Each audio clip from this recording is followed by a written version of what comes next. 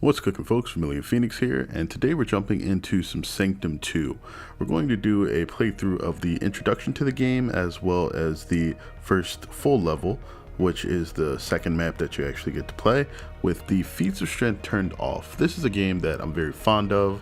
I've had it for quite some time, far before I started playing YouTube, and like the original Sanctum, it's one where my progress was removed, so we get to play through everything regularly as if we were fairly new to the game, although I guess I'm already in the mid-20s as far as levels go.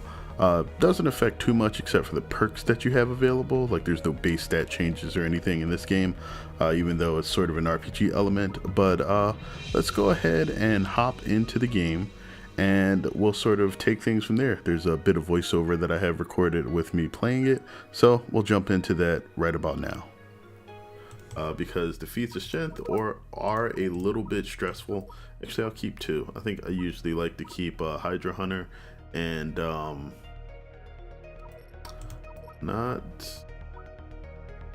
Titan Slayer and Hydra Hunter on.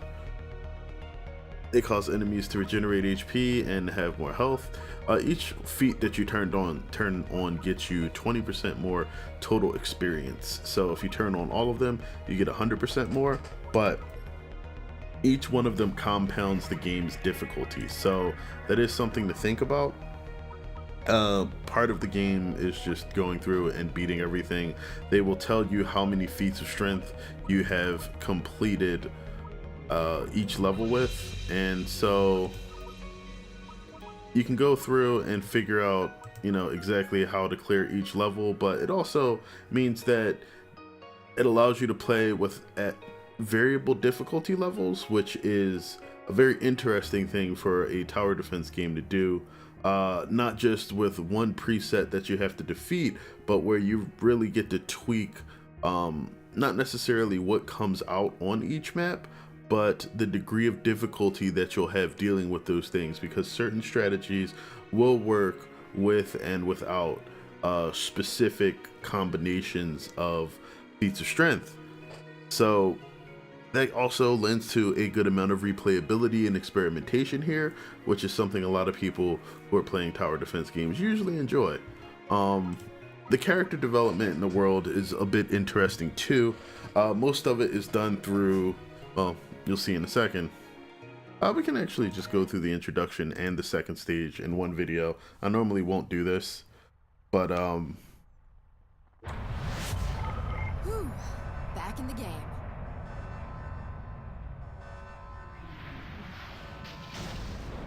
I'm all set. okay.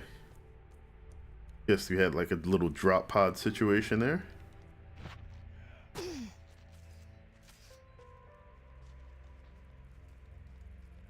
Okay. I guess they're happy because they took down one of the aliens.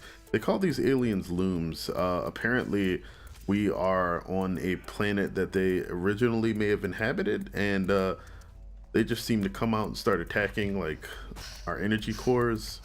Of course, this is probably some,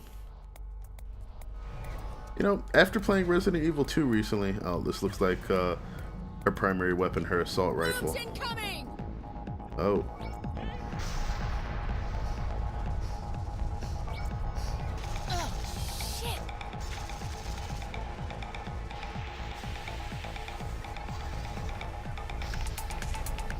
Almost every time the crazy large science organization is out to get energy. That's like one of the most common stories you'll run into with almost any game. Okay. Alright, control to aim. So you can aim down sights here. I don't feel that this personally does much. Seems to be all of them.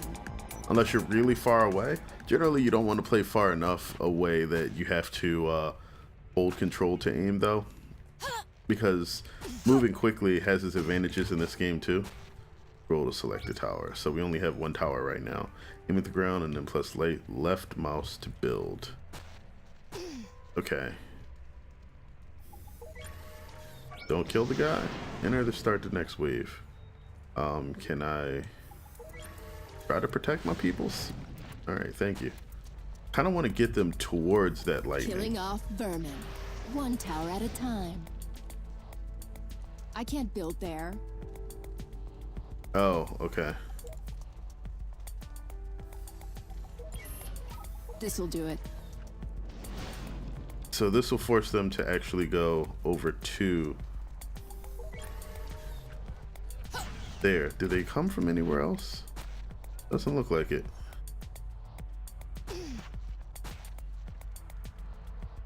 Not enough resources.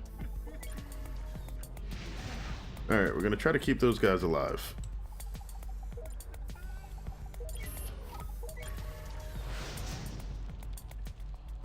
No.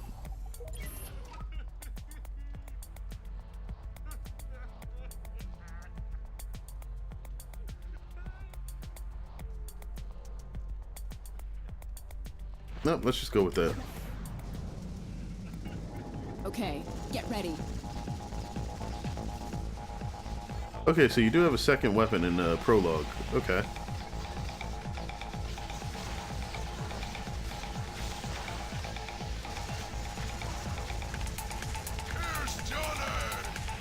What?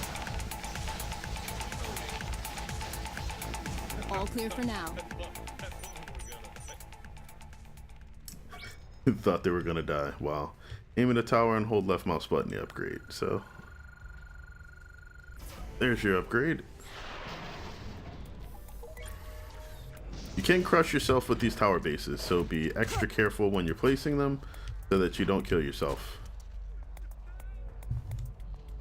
My body is ready. Here they come.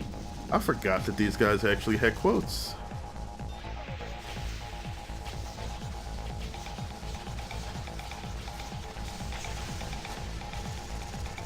So this electric ball thing that I have, it's not a great weapon for one-on-one fights. I lose my XP bonus.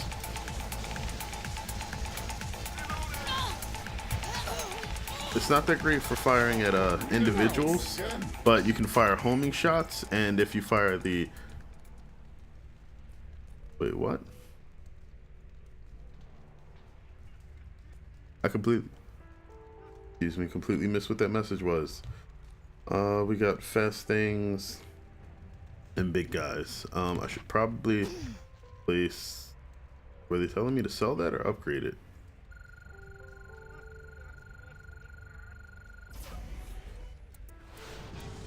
Okay, that's upgraded now. And we'll just go then. Okay, get ready.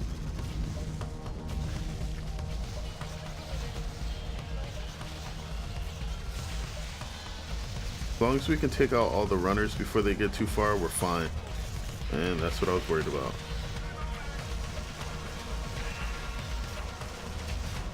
All clear. Sweet. All good. Those giant hand, like, they always crack me up when I see them. But they're the devices that are used to create and summon the towers in this game. And so we'll jump into the second level. So that's Sky on the right, and then on the left you have her younger sister, Autumn. No, that's not right. Sweet. Sweet's her younger sister's first name. Autumn is their family name. So it's Sky Autumn and Sweet Autumn. So Sweet's the character that I usually like to play. For obvious reasons, she starts with the rocket launcher. And it's hilarious that you have like the shortest character in the game holding the biggest gun.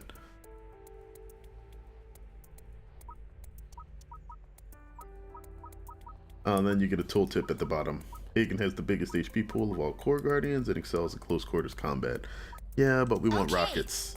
So all of the characters have sort of a primary weapon that gets locked until you reach, I think, the max level of the game. And then you can select a secondary weapon. All the secondary weapons, I think, get unlocked when you reach level 20.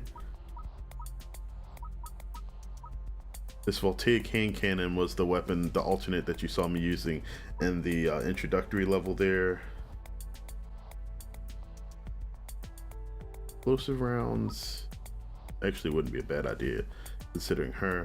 Tesla prototype, electricity stream that hits an area, strong current that bounces between targets. This is the Tesla weapon from the first game, though slightly toned down. It's not quite as powerful as it was there. The SMG, rapid fire weapon that can also shoot poison darts. Poison sort of ignores armor as long as you can hit them in a place that deals damage. It's good against enemies that have armor and don't take a lot of damage easily. Assault rifle is Sky's primary weapon. Shotguns Hagen's. Snipers Simo's. This is Sweet's Rex. And then the Gatling laser is a alternate weapon. Completely forgot you could scroll down here. The circle saw is a new weapon that I just got. Oh, the nail gun, rapid high crit nails. Nails that stick to the ground and deal damage to enemies that walk on them. Landmines? Okay, these new weapons seem somewhat interesting. I still have to go a bit more to unlock the rest of them though. Let me try this nail gun now. And then towers are a lot more varied than they were in the first Sanctum, so it's less of a situation of you worrying so much about whether or not the tower can deal damage, or if you bring the right air or ground towers for the level. Almost everything can shoot everywhere. They just have various ranges that affect them.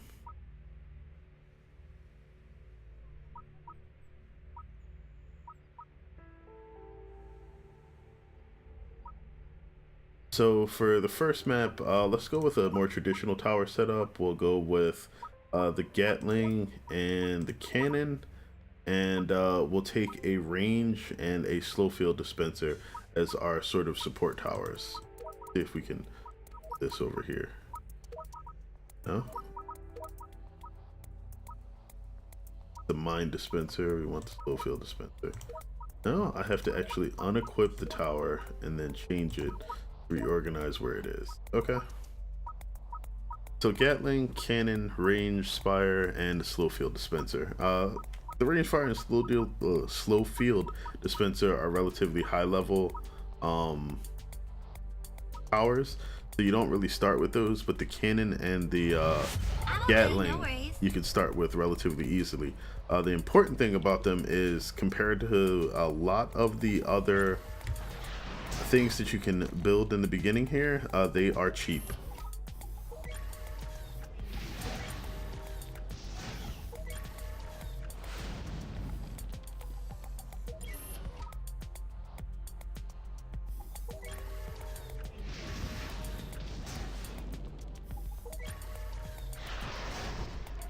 There's really no point in doing this one. Tower here, tower there. Tower in your hair. So that'll save me a couple of bases. You have limited bases. Unlike the first Sanctum, this game gives you a limited number of tower bases and a limited number of build towers. You have, sometimes you'll start a map that has a couple of towers built, like this one. We have an ACP and a lightning. However, sometimes you will also get rather than waste too much time down here, I know we're going to need this area, and so we might as well build it up while we have the chance. Okay, this might work. I can't build there. No, that's supposed to be down one. Okay.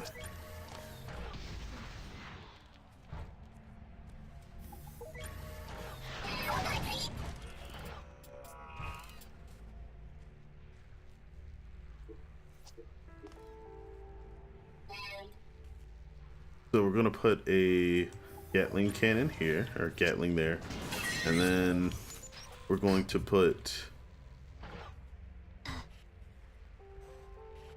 a cannon here. And when we get the cash, we'll probably range spire here.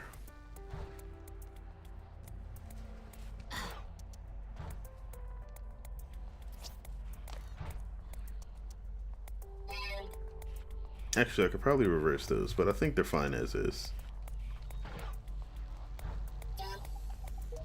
Oh, maybe it is best to do that. Tower here, tower there. Alright. So that's enough Balloons of are on their talking way. about and explaining things. So we still have basically the same attacks from our various weapons here. The Rex rocket launcher just fires a large heavy damage rocket. Oh wow, these do triple damage on crits. All done for now. Well, they did say high crit. Okay, we're gonna build a range extender. I want to do that yet? No. I would like to, but This should hurt a bit.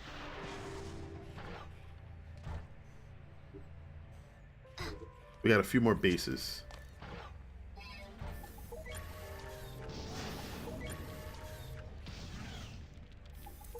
Watch it.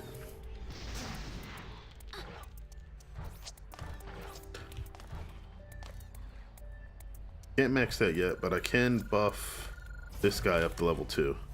So you can see the numbers go up as you pump resource into it. You'll also see when you level up a big boost in a couple of the stats. Some things only change stats on level up, but it is what it is. Are those posters for something? Impu and the Dingoes.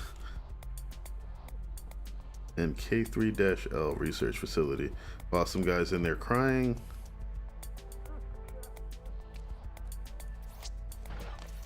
I mean, random alien attacks that are killing people probably should be taken pretty seriously.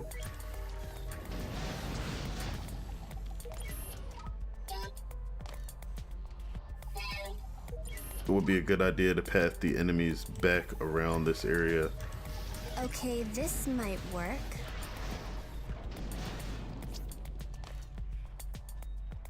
And that's all the bases that I have.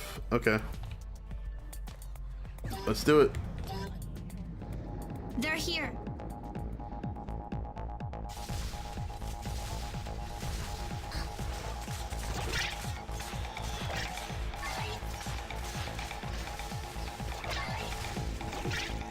Bits and pieces. I like the fact that I can use the robot to sort of aggro enemies. And the fact that I can sort of build up damage over time with the nail gun. I wonder if there's a limit to how many. Was that all? Okay. And screaming. The nail gun's projectiles disappear. Wait, did it take? No, it didn't take any damage. Okay. The nail gun's projectiles disappear between waves. This is actually my first time using it, so you guys can learn about it as I am.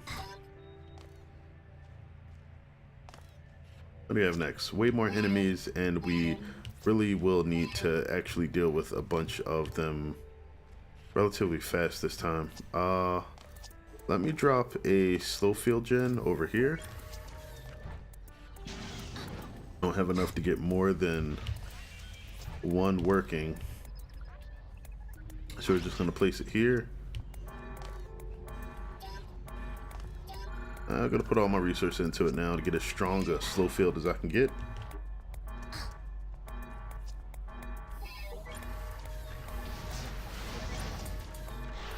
This should hurt a bit. Whoops.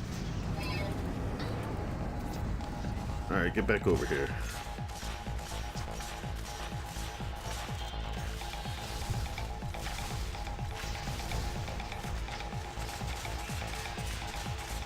Main thing I'm worried about is the super fast short guys.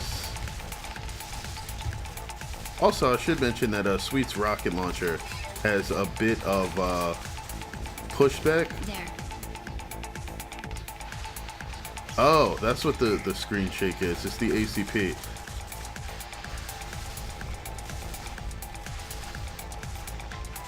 ACP is the tower that makes like these long-range earthquakes. Really good versus large groups of enemies. You can see me getting caught in the slow field there. All right, and with that we get a second slow field, and the slow fields are stronger. Now, having a range amplifier next to a slow field is pretty ridiculous. And I don't have the ability to do that right now. Okay. I kind of want this ACP to stay here because I don't have it equipped, and it being range boosted is actually really good.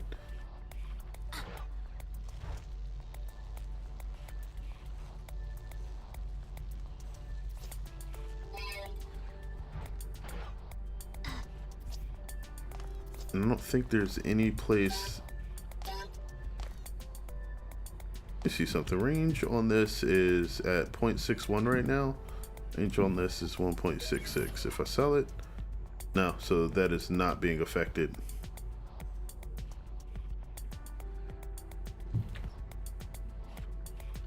All right, then here's what we'll do. Because we don't really care about where this is placed, just that it's active, I can place the slow field over here, place the range booster over here, and then place my Gatling tower here. And it might not seem like that much, but now this is already higher the range than it was before.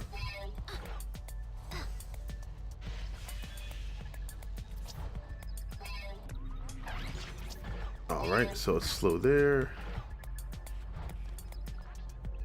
slow here.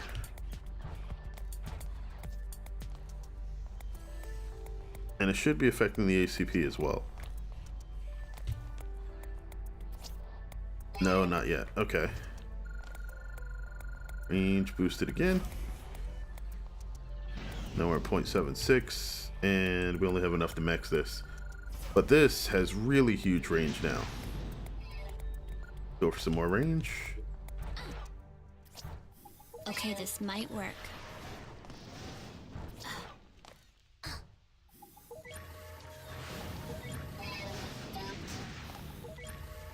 And then we're just basically going to serpentine the enemies through here now. I can't I build guess there. not. There's really not much else I can do over here.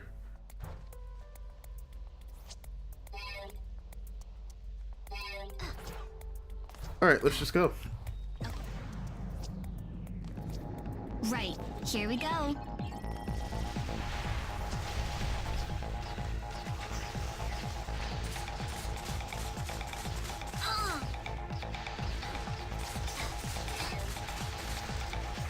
Alright, good old rockets.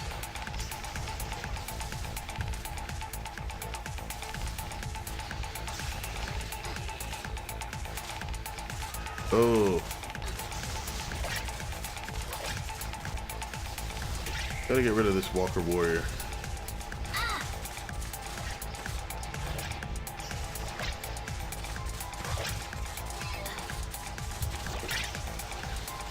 The robot's really good at helping you take damage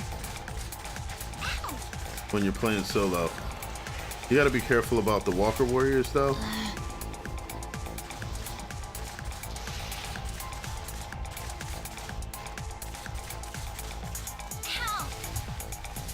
Mainly because that jump attack they have can sometimes just have them clear barricades. Or platforms, whatever they're supposed to be called, I'm not sure.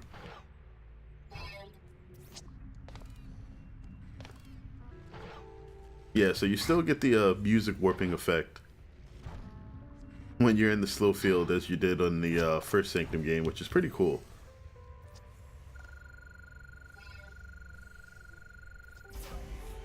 Alright, third slow field. Now, I forgot what happens when you put more coin or resource into the slow field. I believe what happens is you just get even more range, but no actual slow increase.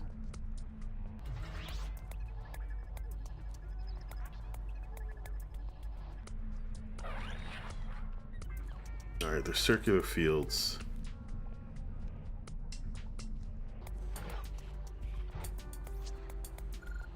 Okay. So that's a good amount of slow that we have there. Let's go ahead and make sure we put it to good use. They're here.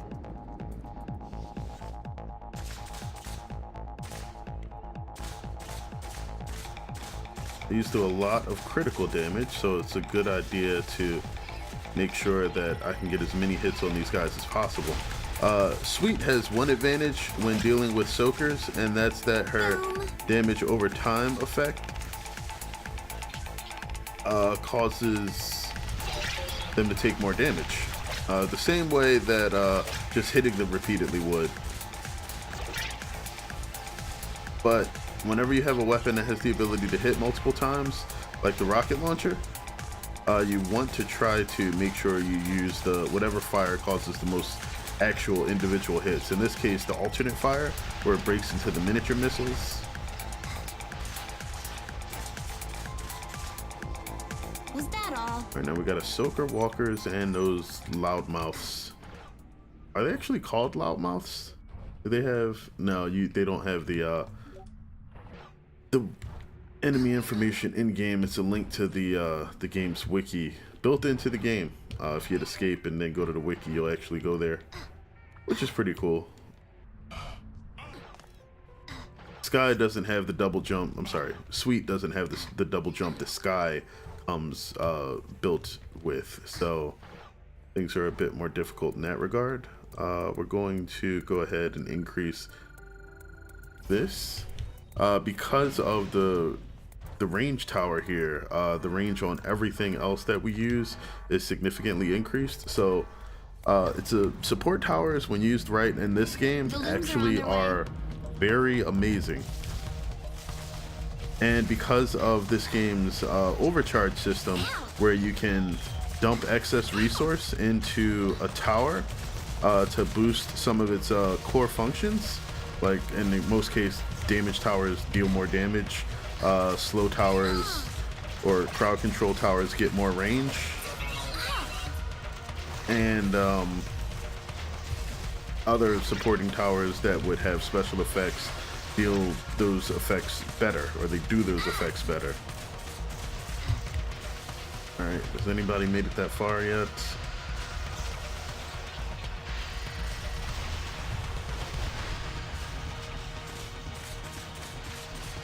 Alright, you can see the damage start to ramp up on these guys, going up into the thousands. Or eights of thousands. The Gatling helps a ton with that too.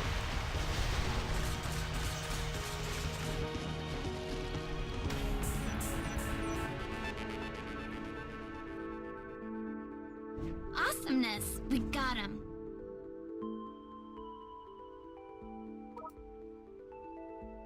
Alright, so it looks like I did most of the stuff there. The towers didn't do too much. But that's going to be it for, you know, the sort of introduction to the game. There's a lot to take in here with the differentiation between each of the support towers doing a very different job. In addition to just all of the towers and unlocks available in this game, it's pretty nuts. And then you can have friends join you. I believe you can do up to 4 players on each map. It splits the resource, but you guys can transfer resource back and forth between each other, as well as the tower platforms. So it's never really a situation where like playing with somebody becomes hard to deal with. And I think personally, that's a really big issue that a lot of co-op tower defense games try to put together. Like even something like Orcs Must Die, where when you play with other people, or at least when Unchained is or was around, depending on when you catch this video,